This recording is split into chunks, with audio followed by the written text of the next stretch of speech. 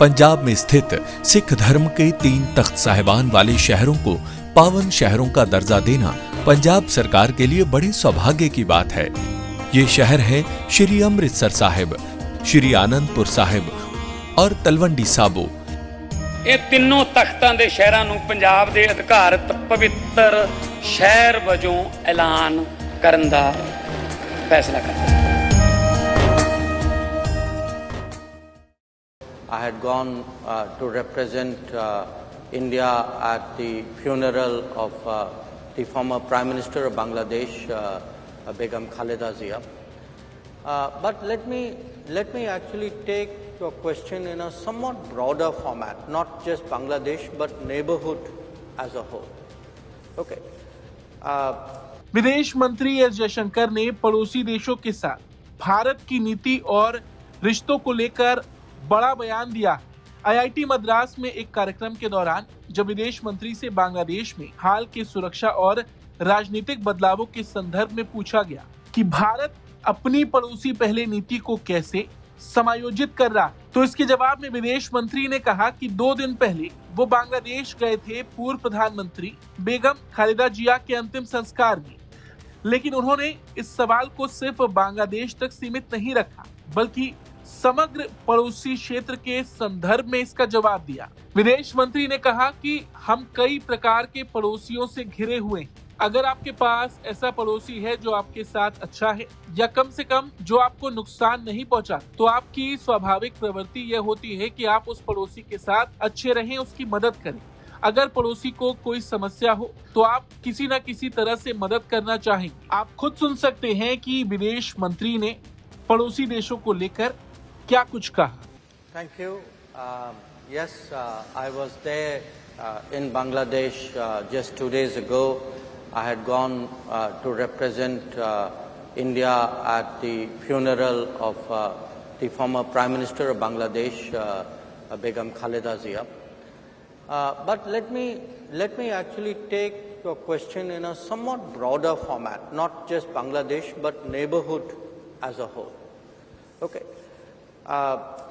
We are blessed with a lot of neighbors of various kinds, and I want to answer your question in a very common sense kind of way, because at the end of the day people make out as though diplomacy is rocket science. It's common sense in kind of polished language. Now, what do you do in common sense with a neighbor? Any neighbor. I mean, you are in a hostel, you have neighbors. If you have a neighbor who is good to you, or at least who is not harmful to you, your natural instinct is to be kind, is to help that neighbor. If the neighbor has a problem, you would like to contribute in some way. If nothing else, you'll say hello. You will try to build friendships, bonding, etc. And that's what we do as a country. So when you look around our neighborhood, wherever actually there's a sense of good neighborliness, I think you have seen India invest, India help, India share. So, we were talking about the COVID. Most of our neighbors got their first shipment of vaccines from India. Again, when our vaccination program was still going on. Okay. Then, I'll give you a second example, the Ukraine conflict. Because of the Ukraine conflict, there was there were food shortages, there were fuel shortages, there were financial crises.